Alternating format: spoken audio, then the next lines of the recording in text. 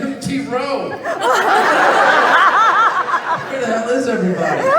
How you doing, guys? Good.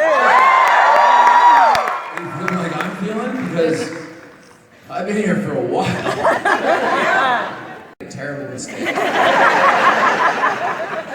But I couldn't let anyone know that I had made a terrible mistake, and I had to do it. And the start in and of itself wasn't that difficult, but they let me swing down, but then they overreacted and they hit this brake that they had on the line. Just let me swing, guys, just let me swing. The hard part is over. And when they hit the brake, the line hit me in either my left bicep or my right bicep, and then I went to Comic-Con the next day. So if you see photos of me from, I think, my second Comic-Con that I was at, it looks like the Night King gripped my biceps. It looks very strange. That was pretty tough. Good, quicker than it looks, because it looks hard. I did a stunt in the second episode that was way harder, but didn't look interesting at all. And no, it's more of a rhythmic thing. Also, you have to get used to it because you could always miss when you remove the bar from one area and then place it on the next area. No, it's tough, but it's more of a rhythm thing, for sure. You should try it. How many chin-ups can you do? 15. 15? Then you can do the same amount. No, I can't. I'm sitting in a wheelchair. So?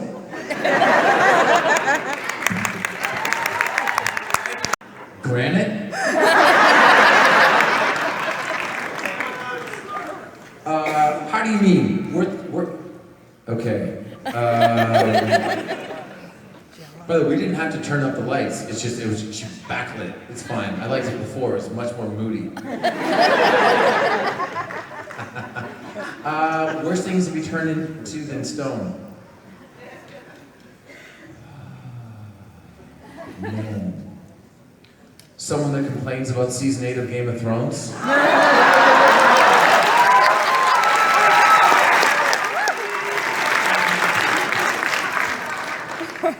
I'm really happy with that answer. Yes. It's been a while since John Barrowman had a new story about me. But get ready for his next panel, because it happened this morning. Not my story to tell.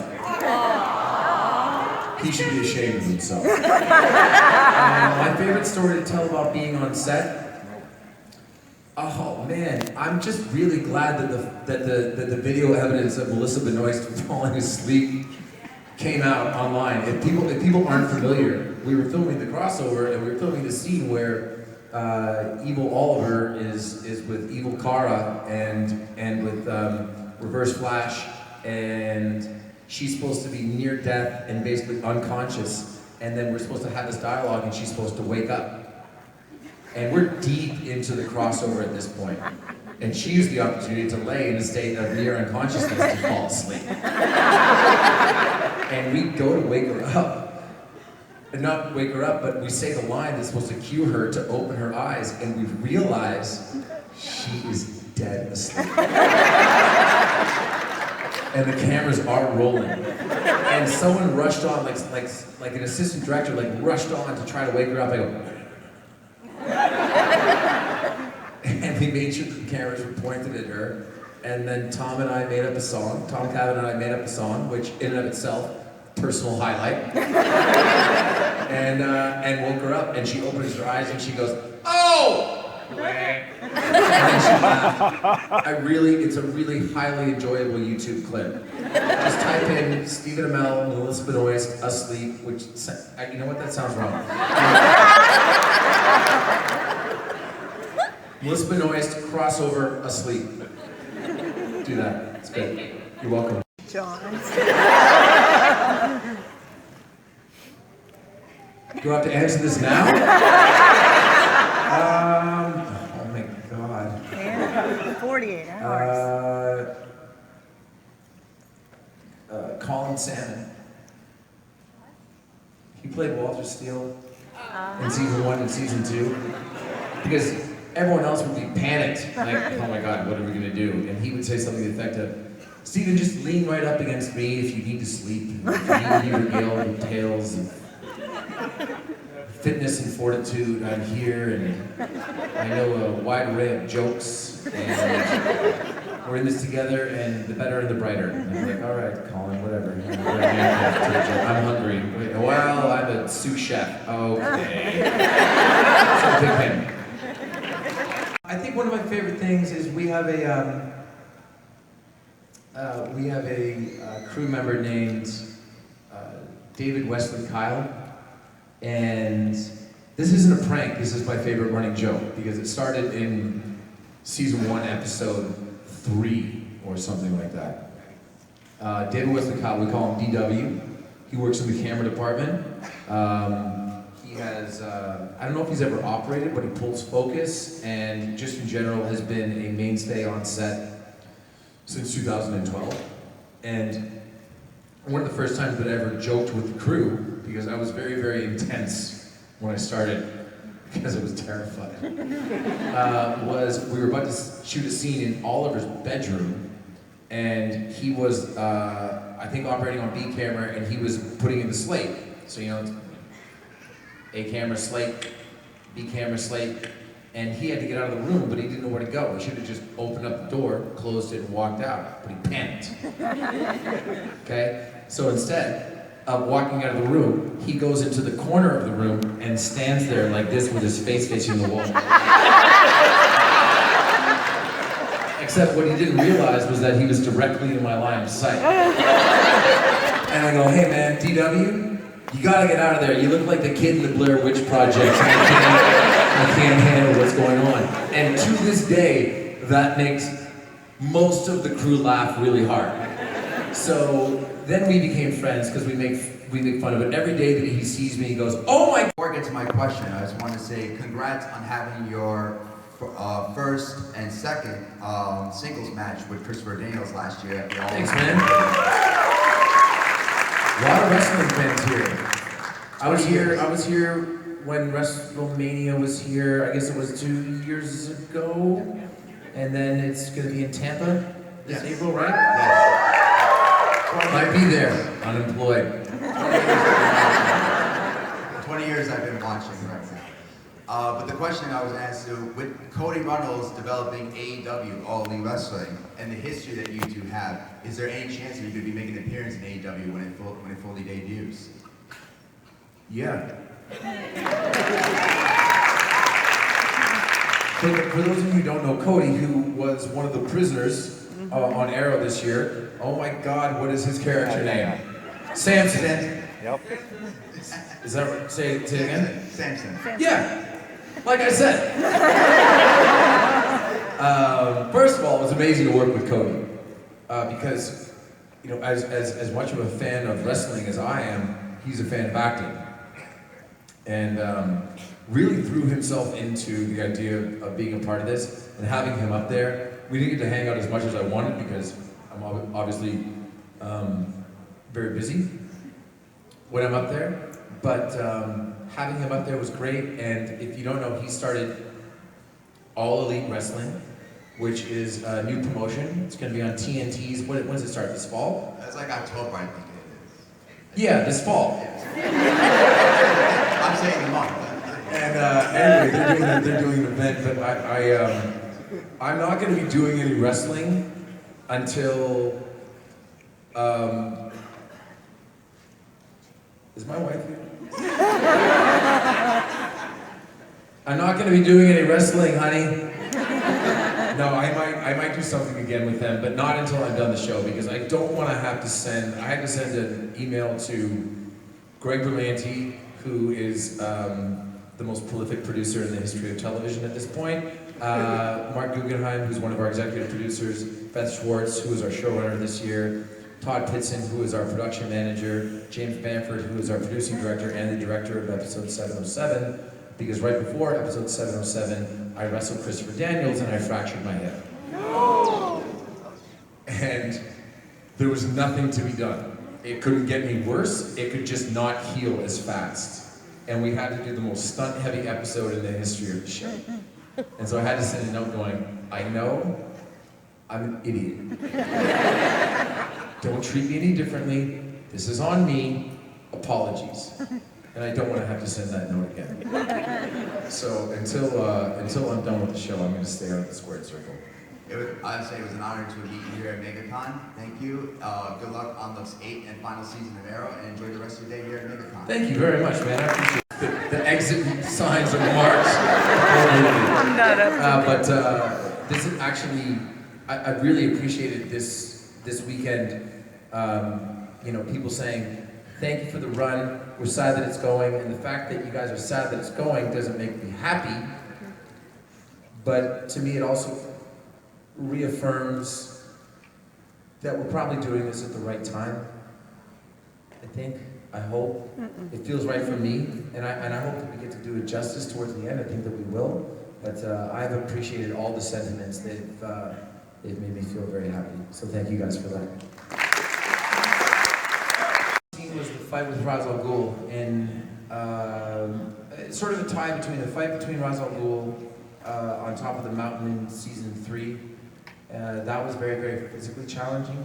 The scene where Prometheus tortures Oliver was also very, very challenging because I had to be in real cuffs for that to happen because I had to be able to lunge against them, and there was no way to shoot that day other than to just put me in the cuffs and put me on the ground and just leave me there. Because the process of taking them, putting them on and taking them off, it was just like, no, guys. I actually purposely stayed in them, A, so that I became ornery, and B, so that everyone would hurry the F up. And then I think there have been 2 scenes in the series.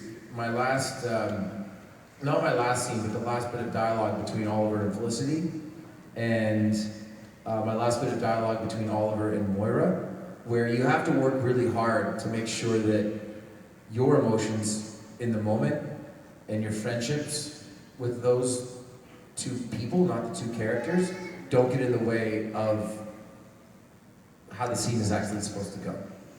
That was very challenging. Thank you. You're welcome. Who said? Fine, ask a question. Sorry, my son has said something about it, but I was hoping that it wasn't true. And I've seen him twice since I've been here. And like I said, my son said something about it, but I was hoping it went true because I really love watching you on screen. Oh, thank you. But I do have one question for you. Okay. The first season, when you first came back, and you started doing the whole Green Arrow thing, and you were sneaking off, and you weren't going to tell anybody, how did you end up telling, like, Felicity and your bodyguard? I can't think of his name right now. Diggle, yeah. Well, for a variety of reasons. One, you can only do voiceover for so long. You guys get that, don't you? Yeah. No, I mean, you have to let people in. You have to let people in on the secret. I mean, one of my favorite YouTube clips is Oliver's quote-unquote secret identity, and it just details all the different times that he reveals himself. And it's got the counter, and every time it goes, bing. That's also a fantastic YouTube clip. But yeah, you gotta reveal, because it creates a much more cool narrative, and you get to interact with people. Like, how do I interact? How do I build my friendship with Diggle, with Felicity, with all the other hundreds of people that I've told? And I outed myself publicly, which again, if it's a spoiler for you, I'm so sorry. I You do got have one more question. Okay, yeah. How, in the series, how did you feel when you found out that Sarah was actually still alive? I mean, I thought that was very cool. It was one of my favorite memories is that when she comes back to Star City, I figured that the biggest story point right there would be that she wouldn't want to reveal herself to her dad, right? And so I'm like, well, that'll take like 5-6 episodes.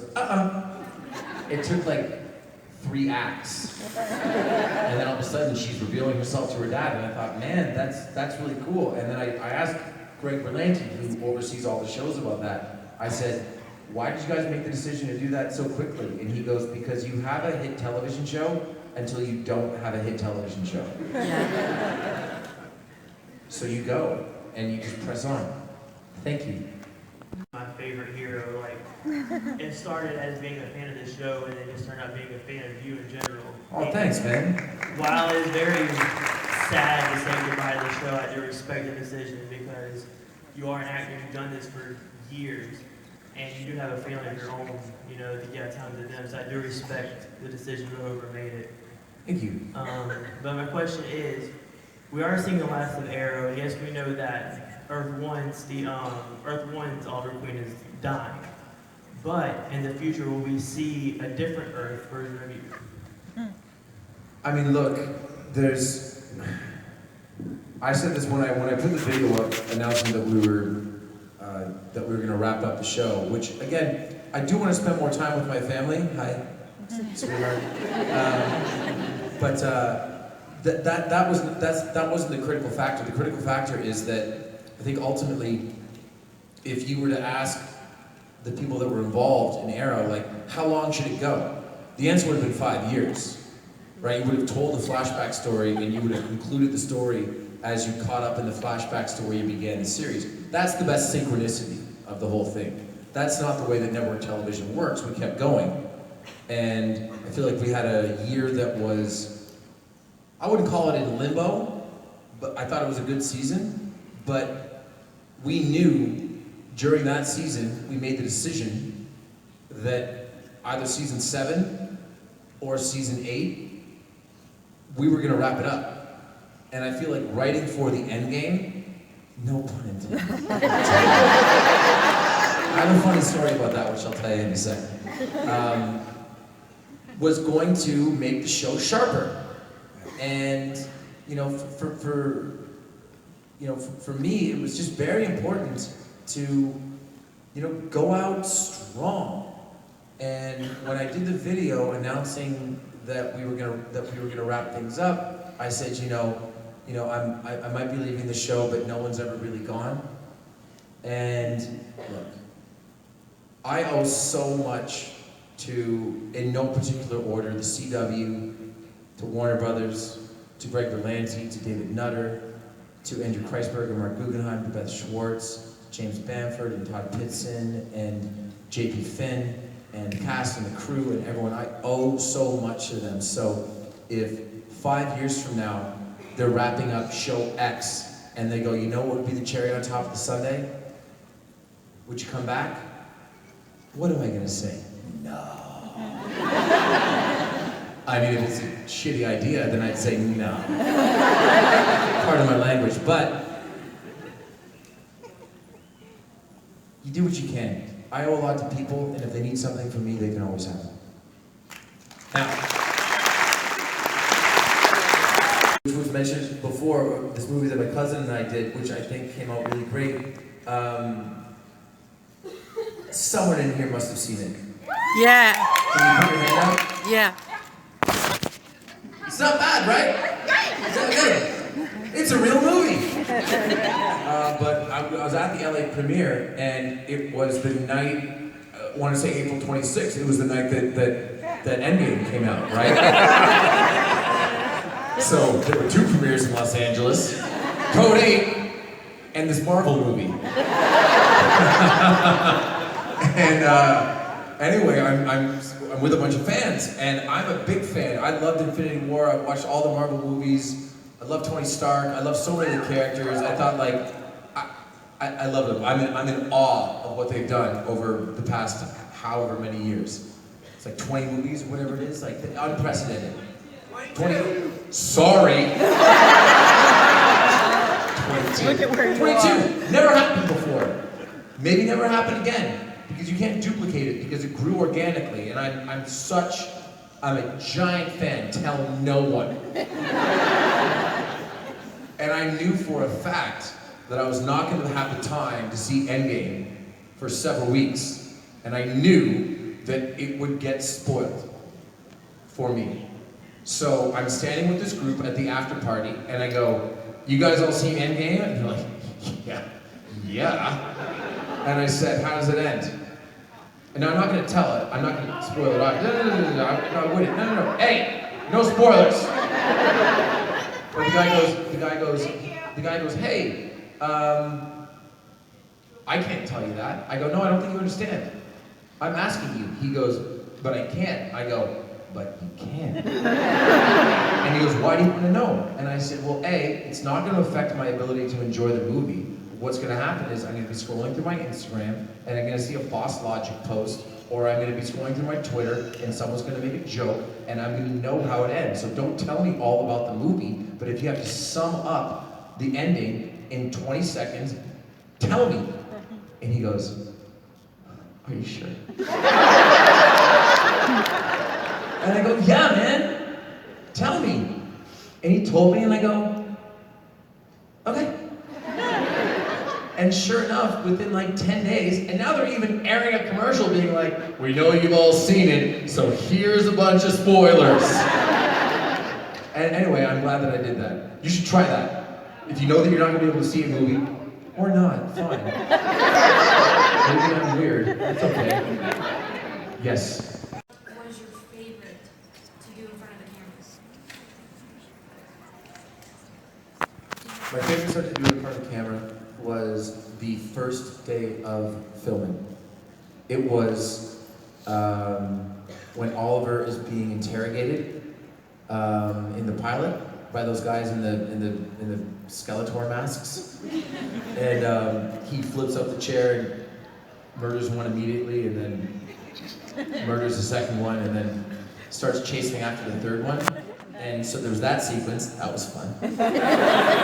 And then there's a sequence where he like parkours on the roof, and it's this simple thing. It's called a Kong jump, and they set it up for me, and it really couldn't be any simpler. But you get like a little bit of air, and it just the fact that they were able to roll on it, and the fact that you could see that it was me, I feel like A, that was fun to do because fun.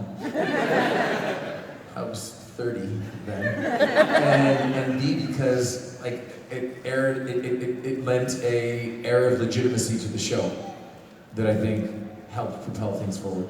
That was fun. Well, you have failed this city. Oh great! I also like peanut butter and jelly sandwiches too. I think like the fact that like.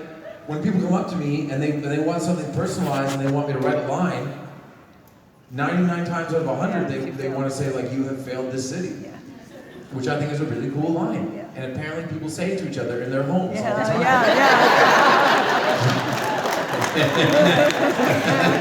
But funny story, I'm pretty sure the Kid and Slade saying that, I'm 99% positive, was a complete main event ad-lib.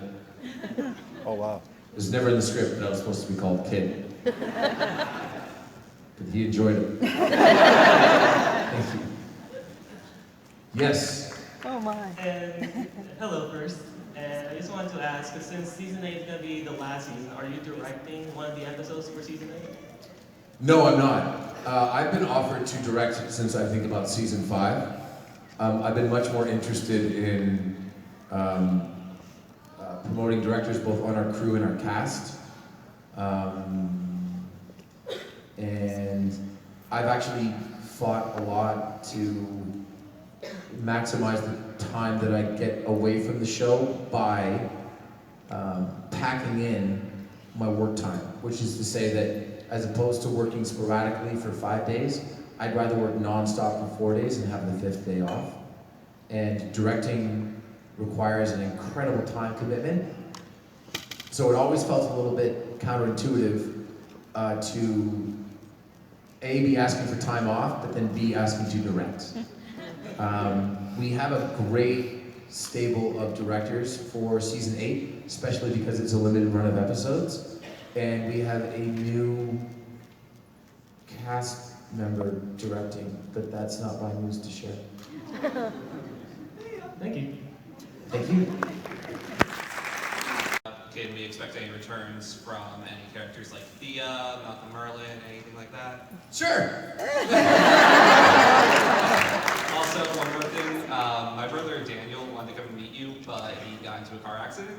And Is he okay? Yeah, he's fine. Good. But is there any chance I could film you saying his name and you have failed this city, or? What, do you say Nathaniel or Daniel? Daniel. Daniel. Yeah, of course, man. Just stop filling with the microphone.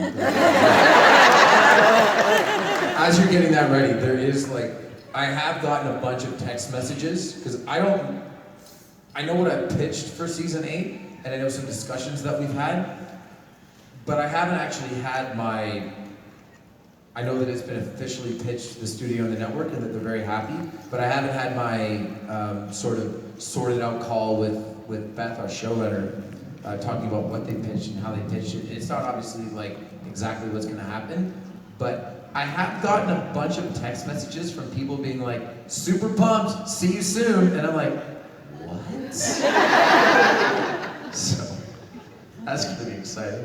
All right, hey Daniel, not because of the car accident, and I hope that you're good, and I'm glad that you're okay, but you have failed this suit.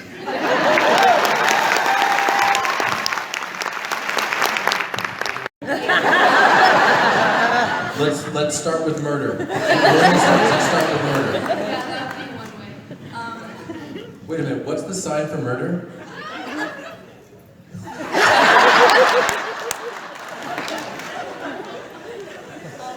there any times where you like go home and you are like kind of acting like Oliver Queen? I guess that's probably more of a question for your wife.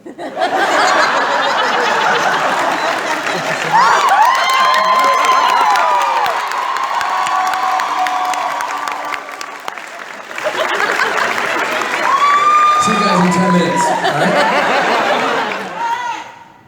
Yes. Mostly, his dad voice is very similar to his own voice. In fact, I was walking my daughter home from school. We live close to our school, so we walk. And she stopped in the middle of the street after she heard some construction workers yelling, and she goes, "Oh! Oh, I thought that was my dad when he's mad at me." He goes, "Mavoo! Mavoo!" And it's kind of a running joke in our family now. So the Oliver Queen, scary you feel the city voice. I actually was just thinking it when you said it just now. It sounds like our daughter's in trouble.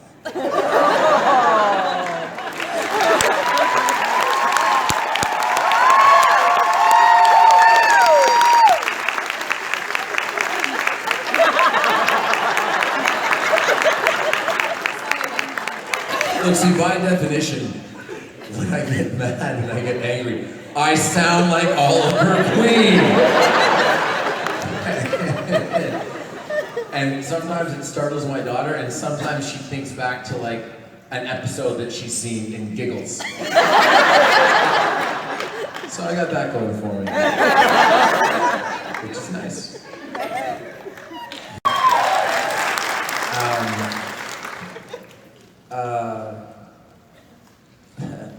When I first saw this, first of all,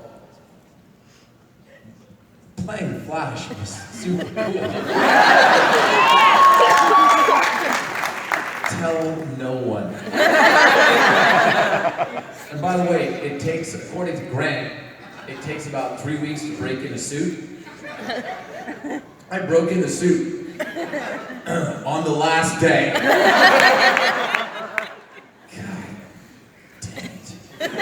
Oh, man. But I loved it, and I remember watching there's something called a network cut. So before you guys see the show, there's a cut that is a cut being an edit of the show that's probably a couple minutes longer than what you see, and it's missing a bunch of stuff. It's missing the sound, or the score. It's missing a lot of the effects, which actually kind of makes it funny to watch, because it'll say temp VFX, and it'll be stick figures like shooting around, stuff like that. It's missing the color correct. It's missing a bunch of stuff. So you have to really focus on the performances. And when I was watching it, when we go to Smallville, or when we go to get Kara from Earth 38, and it clicks over to the opening montage of Smallville, and it clicks over to the theme song, I thought for sure that was just a joke that they made in the temp. And I texted the producer, I go, that's so funny that you guys put the Smallville theme song in there. And he goes, what do you mean? I go, well, it's for the temp, right? Because I've literally watching Network Cut of Arrow where they, like, in the early days where they would cut in Dark Knight score and fight scenes. Gotta put something in there. Nowadays we have so much stuff from Blake Neely and his team that we can put our own stuff in there. But he's like, no, it's the Smallville stuff. And I go, really? I was so excited. I mean, that whole crossover, and I think going into this year, the fact that we were able to do a crossover that was effectively the prologue to Crisis on Infinite Earths was really cool. Really cool. Yeah. Someone repeat that to me. Keep your suit. Did they let me keep my suit? Why? Do you want it? No. That they know of. If you think that I'm not walking out of there with a version of every single suit, just so that on my 40th birthday, on my 50th birthday, on my 60th birthday, on my 70th birthday, on my 80th birthday, that's probably good enough. So that I can try it on and make sure it fits. You're out of your minds. Thank you. Hi. Hey. Would you like to tell us about it?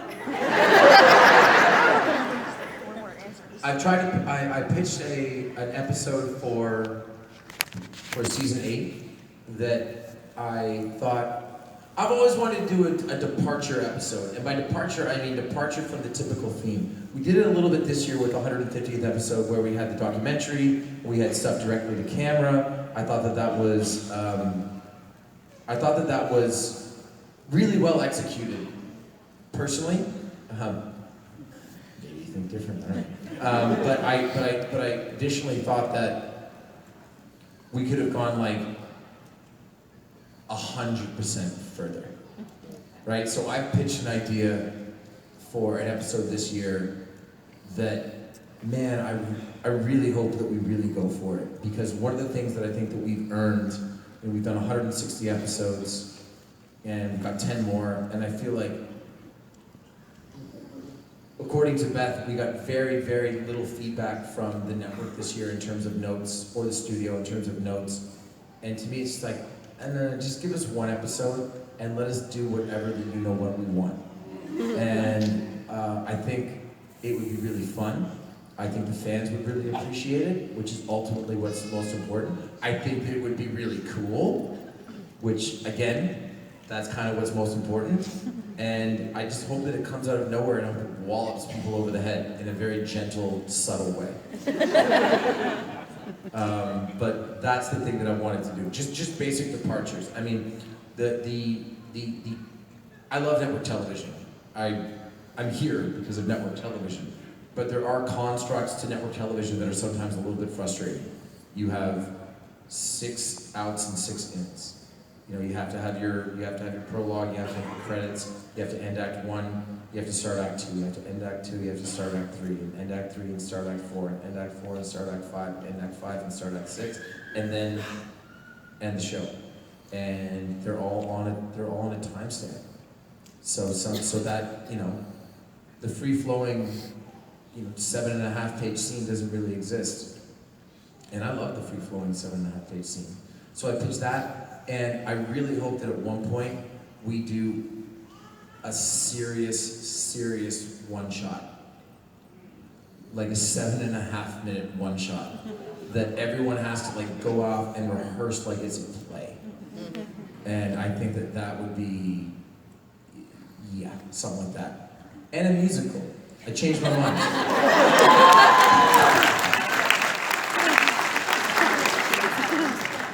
I didn't. Yes. I don't know which one it is, but it's gonna be bad. No, I don't know. I don't know. You know, I get to play I mean, I got to do a little bit of that in Code 8, which is a lot of fun. But I don't know. I don't know. I've been so happy playing the Green Arrow because I think that playing a superhero that doesn't have superpowers, it's kind of empowering, if that makes sense. And I think I'd love to play a villain, and who knows? Who knows, maybe make a new one. I think that'd be cool. If you could make a superhero, what superpower would you give him?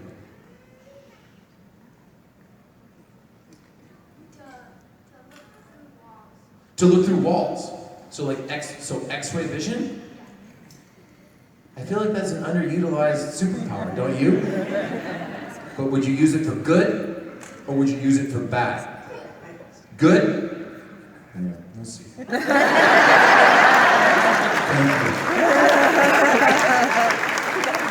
Yes.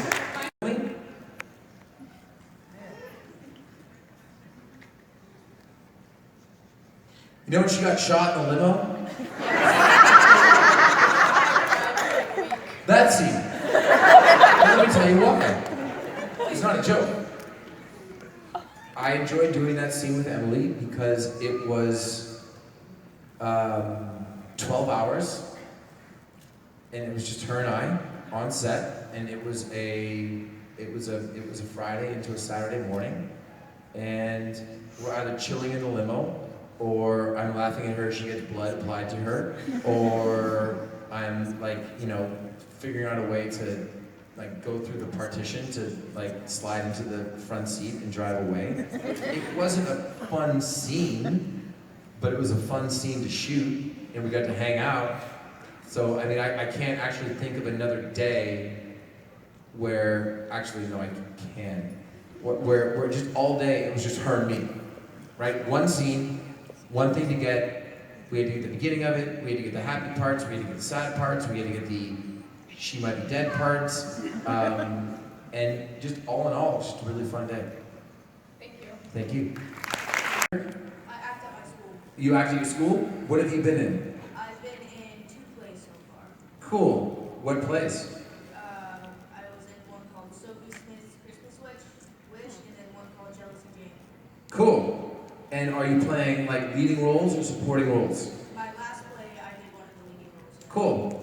Well, my first thing is that there's nothing wrong with supporting roles, because supporting roles teach you to do the most important thing that I think that you can do as an actor, which is listen.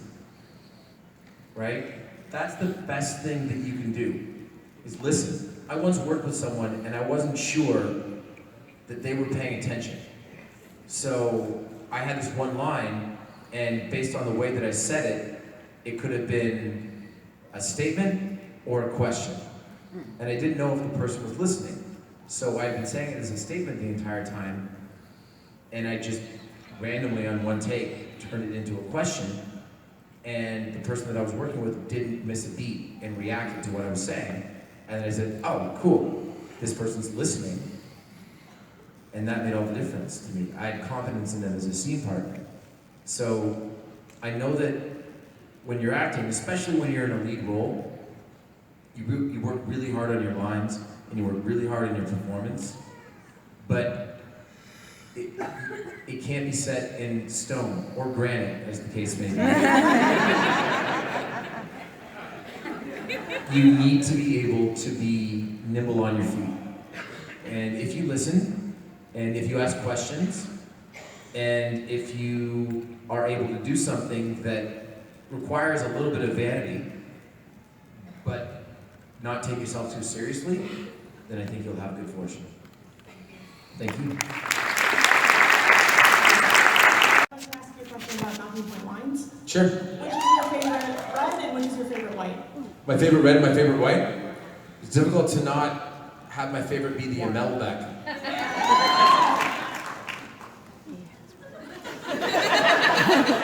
And man, my favorite white?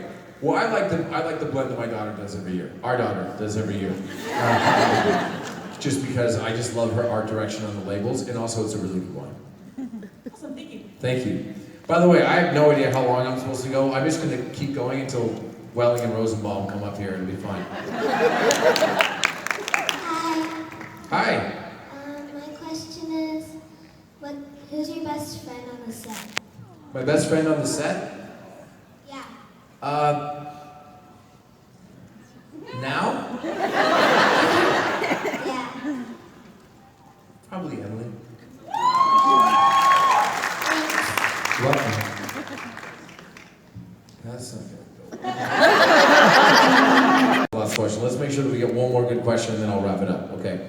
What's up, man? What's up? Better be good. Well, as I know, Ryan Reynolds took the suits, his Deadpool suit home, so you can sneak it home too. Oh, 100%. No. Yeah. No. I have a room set up that's under construction. No. So you played a number of vigilante characters. You do it pretty well. Not to like typecast you or anything, but do you see yourself like trying out for any Marvel no power vigilante characters like Moon Knight or something like that in the future? I don't know, man. I do know that I think that there's a negative connotation surrounding being typecast. What you want as an actor, and what this young gentleman that I just spoke to will tell you, is that the big thing that you can do as an actor is get work in the first place. So how do you get typecast? You get typecast because you get work, and you do something to the point that there's a distinction to it, and that distinction makes people identify you with that type of character. So, I don't know what I'm gonna do. That's one of the reasons that it's time for me to move on, is because I want to get my hat back in the ring. And if that's a new character, if that's a Marvel character, if that's a DC character, if that's whatever, we will see. We will see. Hey, Orlando, thank you. I love you guys.